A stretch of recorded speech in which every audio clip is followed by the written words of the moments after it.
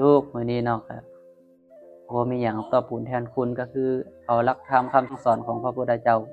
มาเทศนามาบอกมาสอนมากล่าวโยมพ่อโยมแม่โยมเอื้อยโยมลุงได้ยินได้ฟังมีอย่างหลายเนาะก็ได้ขออนุญาตขอเจริญพรโยมพ่อโยมแม่โยมลุงโยมเอื้อยอันนี้ก็พอมีอย่างหลายเนาะก็ได้มาสั่นเข้าอยู่ที่เฮือนอย่างในวันแม่หรือว่าวันแม่หญิงสากลของลาวเฮา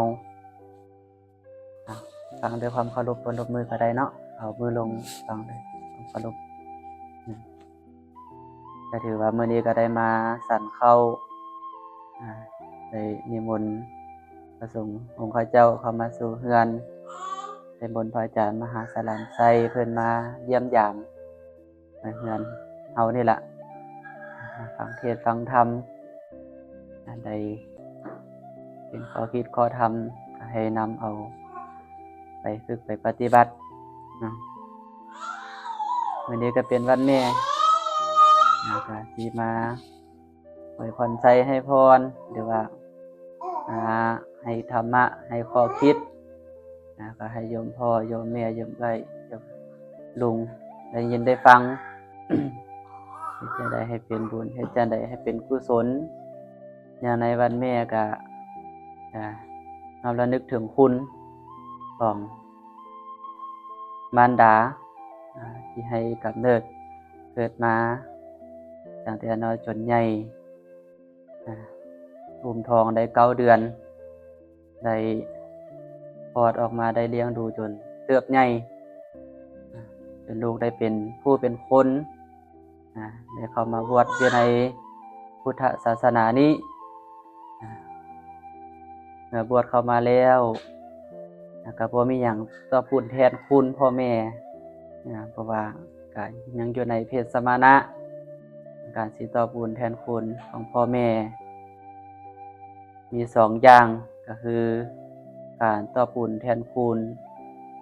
ทางกายและการตอบบุญแทนคุณทางใจ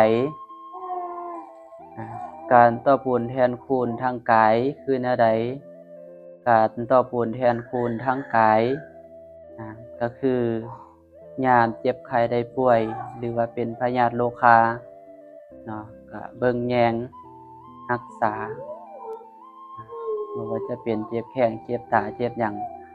เนี่ยเพิ่นเจ็บป่วยเอาไปหาหมอบ่เบิ่งแยงอันใดดีอันใดให้หายพยาธิโรคารักษาหรือว่า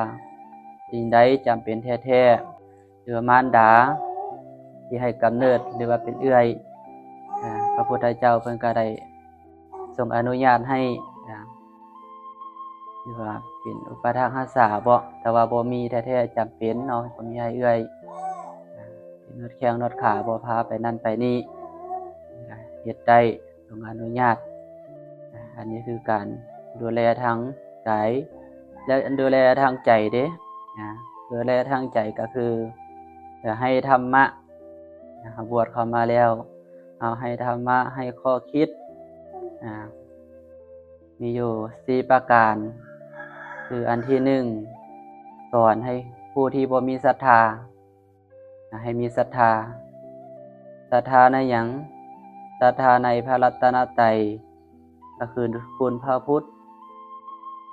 อันที่1อันที่2คุณพระธรรมอันที่3คุณพระสงฆ์อันที่1ศรัทธาในพระรัตนตรัยอันที่2ก็คือสอนผู้ที่บ่มีศีลให้มีศีลคือพ่อออกแม่ออกหรือว่าลุงหรือว่าเอื้อยที่เป็นฆราวาสก็ให้มีศีลก็คือศีล5ฆราวาสญาติโยมของเฮาศีล5แต่ปานาติปาตาเวรมณีสิกขาปะทังสมาธิยามิจนฮอดสุราพุ่นล่ะก็คือให้เว้นจากการฆ่าสัตว์ข้อที่1ข้อที่2เว้นจากการลักทรัพย์ข้อที่3เว้นจากการประพฤติผิดในกามข ข้อที่ 4 เว้นจากการเว้าตัวเว้ายั่วเว้าเสียดสีข้อที่ 5 เว้นจากการดื่มเหล้าเมาสุราสิ่งมึนเมาเป็นบ่เกิดให้แก่ความประมาทเกิดให้แก่ความตายให้มีศีลให้ปฏิบัติอยู่ในศีล5เฮาไปวัดไปว่าเฮาก็สมาทานเอาศีลปานาติปาตาเวรมณีสิกขาปะทังสมาธิยามิปานาติปาตาเวรมณีให้เว้นจากการฆ่าสัตว์ตัดชีวิตสมมุติตัวแดงแม่งตัวน้อยบ่สัตว์สายว่าสิ่งเบียดเบียนซึ่งกันและกันจนฮอดมนุษย์ด้วยกันพุ่นน่ะละมณีให้ละเว้น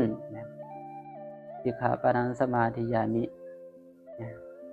ฮอดข้อ1ฮอดข้อ5ให้เฮาปฏิบัติให้เป็นปกติ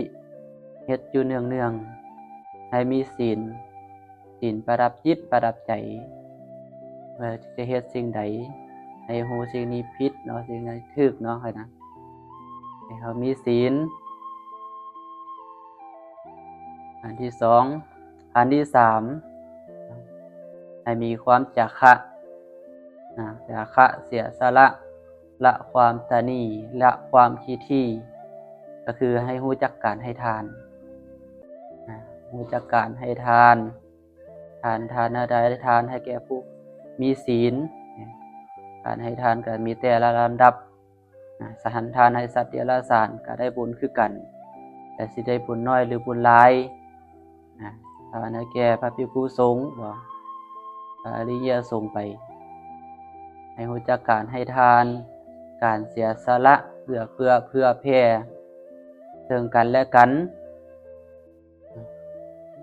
อันที่3อันที่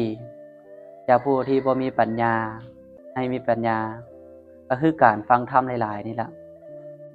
การฟังธรรมหลักธรรมคำสั่งสอนของพระพุทธเจ้าได้ยินได้ฟังพ่อแม่ครูบาอาจารย์เพราะว่าจะเป็นอาจัวอาเนนนักปราชญ์ครูบาอาจารย์เพิ่นเทศน์เพิ่นเว้าให้ฟังสิ่งใดที่ดีสิ่งใดที่ถูกต้องตามธรรมนองของธรรมอยู่ในศีลในธรรมให้นำเอาไปเป็นข้อคิดข้อปฏิบัตินำไปสู่แห่งการพ้นทุกข์แต่หากจะบ่รู้จักการปล่อยวางถ้ามีความทุกข์จะได้เฮายึดติดไหลได้น้อยก็เอาตามน้อยเอาอย่าไปฝืนคนอื่นมีคนอื่นหั่งคนอื่นมีสิร่ำสิรวยก็รวยอยู่ที่จิตที่ใจของเฮานี่ล่ะแต่เฮายังบ่ทันรู้จักพอเฮาก็บ่มีความสุขต้องมีความพึงพอใจในสิ่งที่ตนเองมีสิ่งที่ตนเองเป็นมีความสุขกับมันใช้ชีวิตอย่างบ่ประมาทใช้ชีวิตให้มีความสุขมีความสุขอันนี้แหละเป็นนำไปสู่ปัญญาผู้ที่มีปัญญา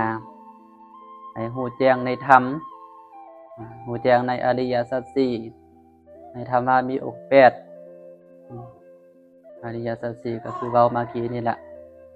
เกิดแก่เจ็บตายมันเป็นทุกข์คนเฮานี่นะบ่มีผู้ใดบ่เป็นทุกข์จะทุกข์กับเป็นทุกข์จะหั่งก็เป็นทุกข์เป็นมหาเศรษฐีก็เป็นทุกข์คือกันบ่มีผู้ใดบ่ทุกข์เป็นคนบ่มีเงินค้ำกำแก้วหลายเพียงใดแต่มันก็มีความสุขคือกัน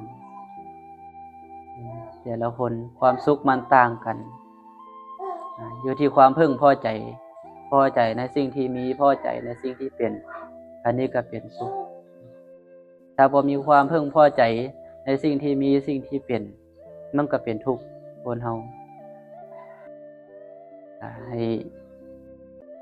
ตัวญาติโยมโยมพ่อโยมแม่โยมเอื้อยโยมลุงได้นำเอาข้อคิดแล้วก็ปฏิบัติจะให้พากันคือให้มีศรัทธาในคุณพระรัตนตรัยให้ตั้งอยู่ในศีล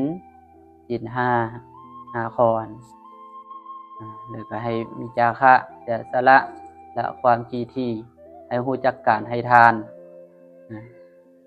แล้วก็ให้เป็นผู้มีปัญญาเป็นญาติโยมก็คือว่าให้รู้จักการให้ทานล่ะหลักๆก็ ก็ให้รู้จักการให้ทาน รักษาศีล เจริญจิตตภาวนาให้ทานก็ให้ทานคือมื้อนี้เฮาก็ได้ให้ทานมาแล้วเนาะก็ได้แต่งข้าวน้ำโภชนะอาหารถวายแก่พระภิกษุสงฆ์อันนี้ก็คือว่าการให้ทานเป็นการเสียสละจาคะจตุปัจจัยวัตถุสิ่งของมาถวายแก่พระภิกษุสงฆ์อันนี้ก็เป็นบุญเป็นกุศลนี่จะว่าสุขโขปุญญสะอุจจโยการสะสมบุญย่อมนำสุขมาให้บุญนี้เฮ็ดให้มีความสุขอันตรายภัยทุกข์พอมีมาเว้นบุญนี้เย็นคือน้ำของคำอันล้ำค่าคนพานหาบ่ได้คนซื้อเพิ่นก็บ่ขายอยากได้ก็เฮ็ดเอาทำเอาเอาบ่เฮ็ดเอาบ่ฟังเอามันก็บ่ได้เพิ่นเทศเพิ่นสอนไปแล้วก็ให้พากันตั้งจิตตั้งใจฟังเอารับเอาน้อมรับเอาแล้วก็นำไปนำไปปฏิบัติไปคิดใช้ปัญญาคิดพิจารณาไตร่ตรองเพิ่นเทศเพิ่นกล่าวมาแล้วอันนี้มันดีเนาะเฮ็ดไปแล้วมันดีเนาะอันนี้มันผิดเนาะมันผิดศีลผิดธรรมเนาะก็แม่นเราทำคำสั่งสอนของพระพุทธเจ้าเนาะก็บ่เฮ็ดนำเอาแต่สิ่งดีๆมื้อนี้ก็สิเบิดเท่านี้เนาะต่อไปก็ขออาราธนานิมนต์พระอาจารย์เขาหน่อย